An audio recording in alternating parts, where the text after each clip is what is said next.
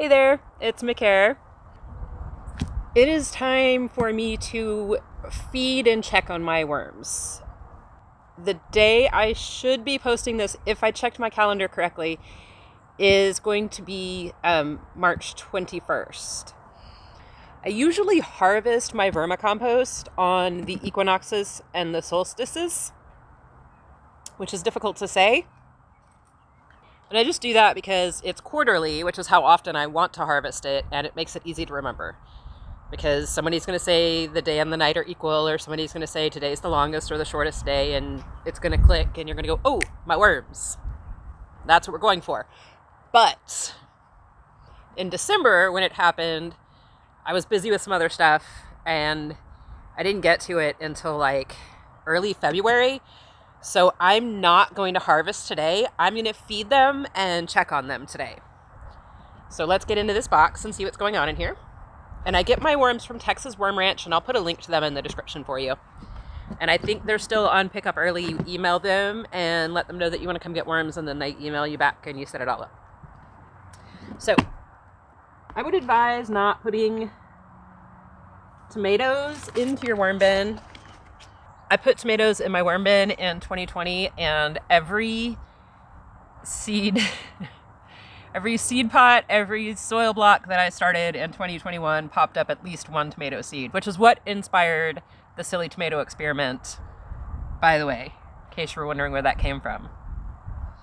So, my worm bin. This is what it looks like when I open it. And you can see I have no worms trying to escape. Everything is cool. They're all happy. First thing I'm going to do is make it so y'all can see. Let's do that. Okay. So the first thing I'm going to do is take off all this paper, and I'm just going to set it in a little bin next to me because it's windy today.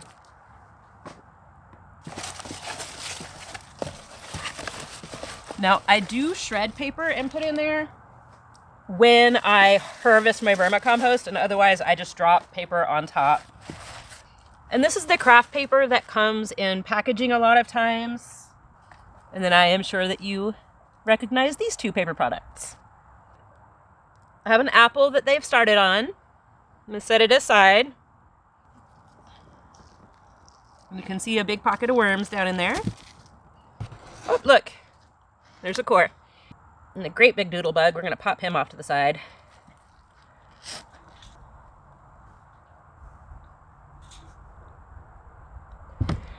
So there's a lot of worms, and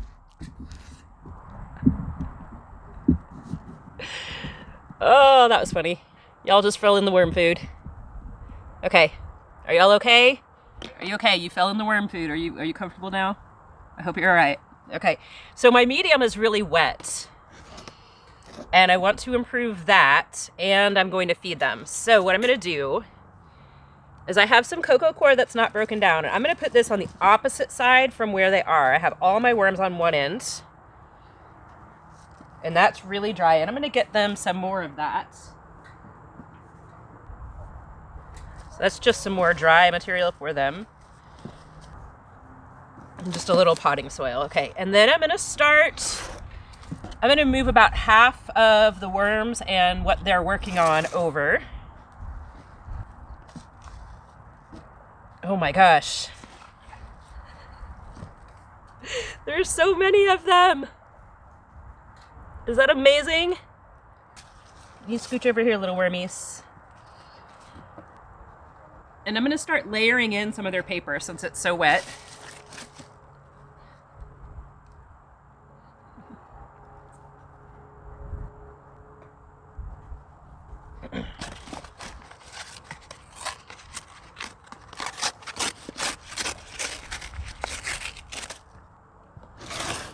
All right, and then I'm gonna put the rest of it over here.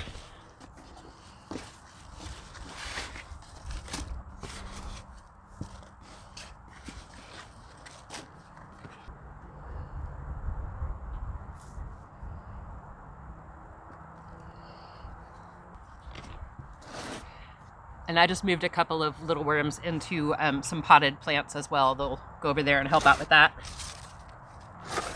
All right, so now I have them piled on the other side. They have some dry cocoa coir and soil on the bottom. They have all the stuff they're working on and some paper in the middle. I'm going to give them their apple back. And I have got some carrots for them. I'm just going to stick this all in here.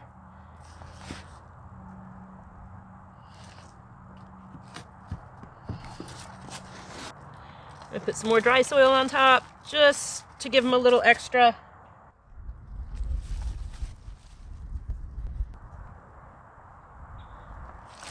And then I'm going to give them all their paper back.